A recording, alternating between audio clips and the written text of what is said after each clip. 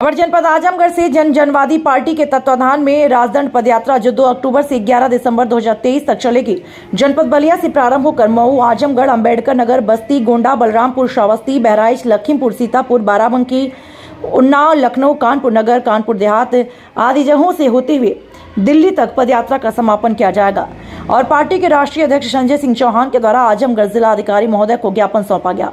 इस पदयात्रा में मनवीर तेवतिया, दाल सिंगार, डॉक्टर रामनाथ चौहान, धर्मराज चौहान, सत्य कुमार, प्रमोद आजाद, रामचरण, विनोद, राम अफेर, अशोक आदि लोग मौजूद रहे और सभी जनवादी पार्टी के कार्यकर्ताओं के द्वारा पूरा सहयोग किया। सोनू यादव, न्यूज़ 11 टीवी की रिपोर्ट। और आजमगढ़ में 10 विधानसभा की सीट है। क्या एक भी विधानसभा का टिकट भारतीय जनता पार्टी ने आपके समाज को दिया? वोट क्यों देते? आजमगढ़ की बात छोड़ो, 403 विधानसभा की सीटें हैं। एक भी टिकट 2022 में भारतीय जनता पार्टी ने किसी चौहान समाज के बेटे को देने का काम नहीं किया। 2014 की लोकसभा में एक भी टिकट भारतीय जनता पार्टी ने किसी चौहान समाज के बेटे को नहीं दिया। 2019 की लोकसभा के चुनाव में एक भी टिकट भारतीय जनता पार्टी के लोगों ने किसी आपके समाज के बेटे को नहीं दिया। मैं 2019 से चंदौली से लड़ा, मैं 5 लाख वोट पाया, चुनाव भी जीता था और जबरदस्ती भारतीय जनता के पार्टी के लोगों ने मुझे चुनाव हराने का काम किया था। इनकी नीयत में है कि ये समाज हमारा सिर्फ ललुआ वोटर बना रहे, इसे देश की संसद और विधानसभा में हम भेजेंगे तो ये सवाल करने लायक हो जाएगा, अपने हक हिस्सेदारी की बात करने लायक हो जाएगा। मुझे जानना चाहता कि आप सब लोग अपने अपने गांव में जाएंगे तो यदि कोई भारतीय जनता पार्टी का नेता आपके गांव में आता है तो उससे आप सब लोग सवाल करेंगे कि नहीं करेंगे? किया था कि नहीं किया था? और जब 2014 में भाजपा के अच्छे दिन आ गए तो यही भाजपा के सारे बड़े नेता कहने लगे कि संजय चौहान जी, आपका समाज तो ऐसे ही मोदी मोदी बोल रहा है, आप नहीं भी हमारे गठबंधन में हैं तब भी आपके समाज का वोट हमको मिलेगा। आप भी अपनी कफली अलग मत बजाओ, भाजपा में आ जाओ, आपको टिकट दे देते हैं। हमने भारतीय जनता पार्टी के राष्ट्रीय अध्यक्ष से बोला कि हम तो भाई अपनी ही कफली बजाएंगे, मेरा समाज तुम्हें भले वोट दे दे, मैं उसे तब तक समझाता रहूंगा जब तक वह अपने हक और अधिकार के लिए खड़ा नहीं हो जाता है। तो मैं आज आपसे जानकर, कोई नेता आपके गांव में जाता है तो उसको आप सब लोग जवाब देने का काम करेंगे कि नहीं करेंगे? उसे सीधा जवाब दो कि पहले 10 सालों का तुम चौहानों का हिसाब दो। इस पूर्वांचल में अगर मेरा समाज भाजपा के साथ नहीं है तो बताओ भाजपा कौन सा विधायक का चुनाव जीत जाएगी? कौन सा सांसद का चुनाव जीत जाएगी? कौन सी सीट को जीत जाएगी? हर लोकसभा सीट पर 1.5 लाख 2-2 लाख वोट हमारा समाज देता है और टिकट के नाम पर भाजपा समझती है कि ये तो हमारा ललुआ वोटर है, इसको देने की क्या जरूरत है, तो बिना दिए भी हमको वोट देने के लिए तैयार है। तो ये माहौल क्यों बना करके रखा है आप लोगों ने? इस माहौल को आप लोग खत्म करेंगे कि नहीं करेंगे?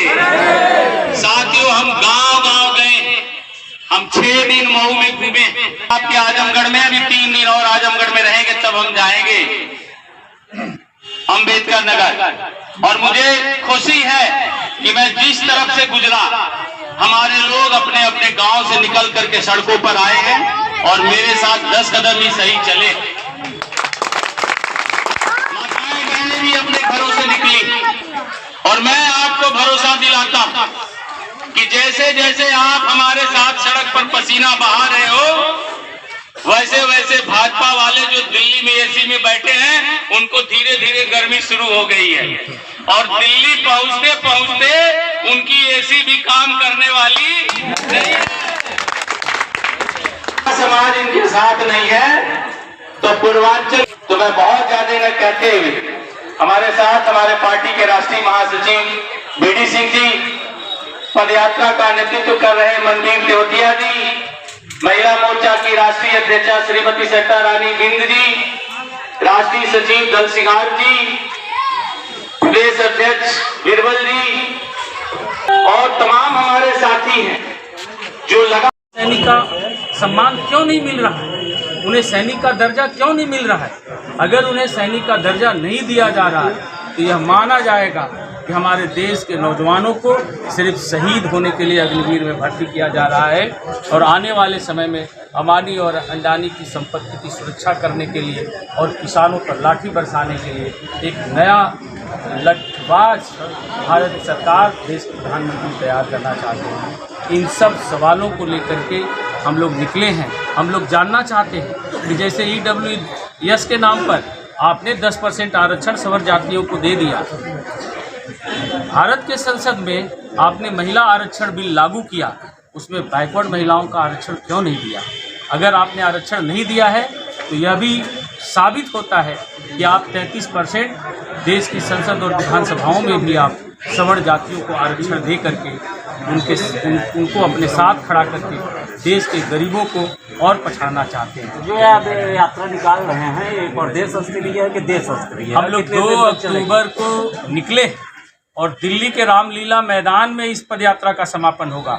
हम लोग अम्बेडकर नगर होते हुए, बस्ती होते हुए, गोंडा, बलरामपुर, श्रावस्ती, बहराइच, लखनऊ होते हुए, कानपुर, उन्नाव, एटा, इटावा, आगरा और मथुरा, हाथरस होते हुए हम लोग दिल्ली के रामलीला मैदान में पहुंच करके पूरे हिंदुस्तान के संविधान प्रेमियों और लोकतंत्र के संरक्षकों को इकट्ठा करके मोदी की आंख में आंख डाल करके हम लोग रामलीला मैदान में उनसे प्रश्न करेंगे। 2024 का लोकसभा का चुनाव है तो क्या जनवादी पार्टी किसी के साथ गठबंधन करेगी या अकेले? जनवादी पार्टी सोशलिस्ट पहले से भी देश में एक बड़ा गठबंधन जो अखिलेश यादव जी ने बनाया है और पहले से भी 2019 से उनके साथ और अभी भी उनके साथ हैं। 2022 में भी रहे, 2019 में भी रहे और आगे भी उनके साथ मिलकर के हम लोगों को चुनाव लड़ने का मनसूबा है।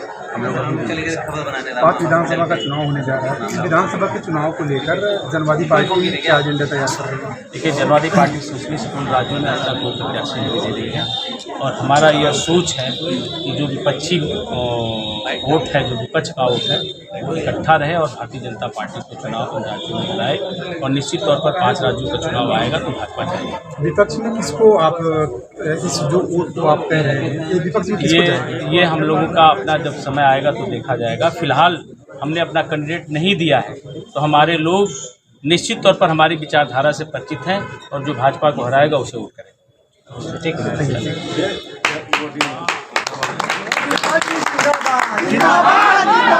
संजय सिंह चौहान जिंदाबाद, जिंदाबाद, जिंदाबाद।